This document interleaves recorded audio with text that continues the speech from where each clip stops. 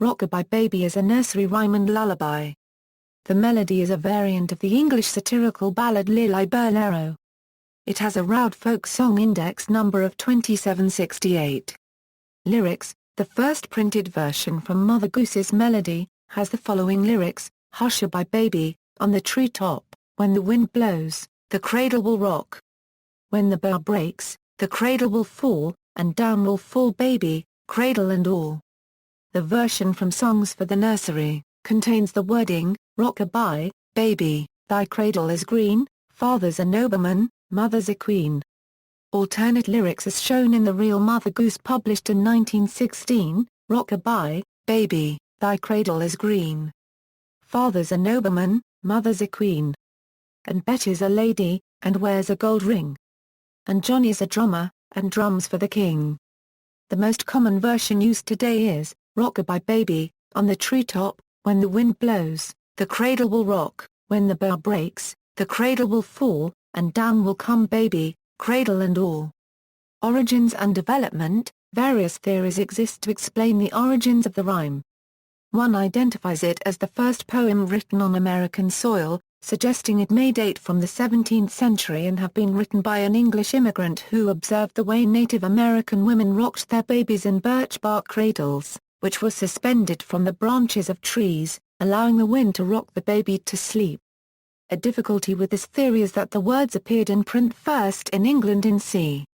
1765.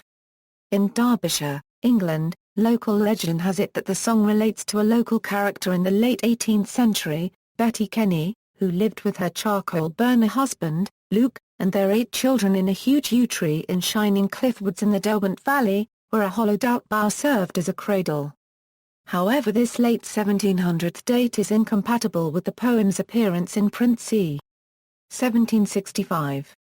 Yet another theory has it that the lyrics, like the tune Lilliburlero it is sung to, refer to events immediately preceding the Glorious Revolution.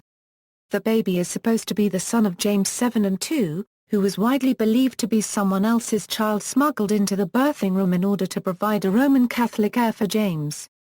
The wind may be that Protestant wind, or force blowing, or coming from the Netherlands bringing James' nephew and son-in-law William of Orange, who would eventually depose King James II in the Revolution. The cradle is the royal house of Stuart. The earliest recorded version of the words in print appeared with a footnote. This may serve as a warning to the proud and ambitious, who climb so high that they generally fall at last, which may be read as supporting a satirical meaning. It would help to substantiate the suggestion of a specific political application for the words, however, if they and the Lilliburlero tune could be shown to have been always associated.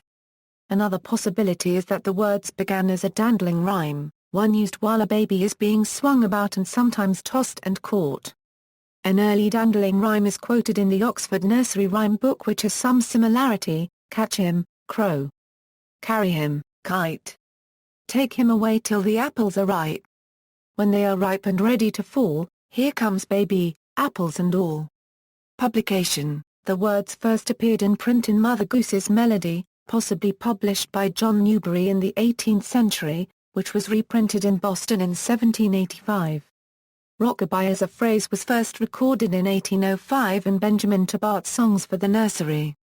Melody: it is unclear though whether these early rhymes were sung to the now familiar tune. At some time, however, the Lilliburlero bass tune and the 1796 lyric, with the word hush-a-bye replaced by rock-a-bye, must have come together and achieved a new popularity.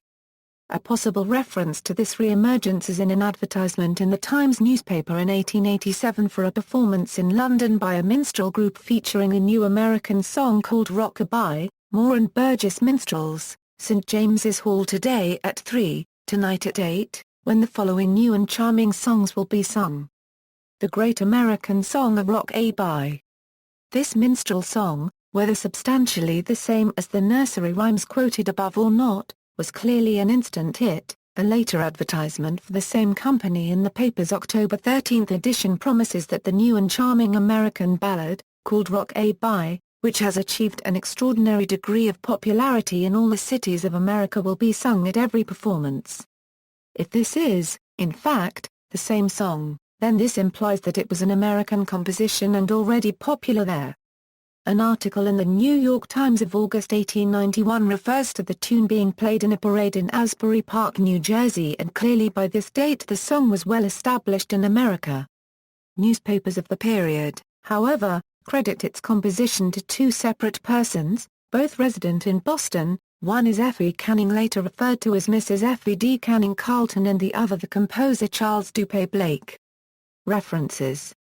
See also: Rockabye Your Baby with a Dixie Melody, Eugene Field, Rockabye Lady. External links, Musipedia.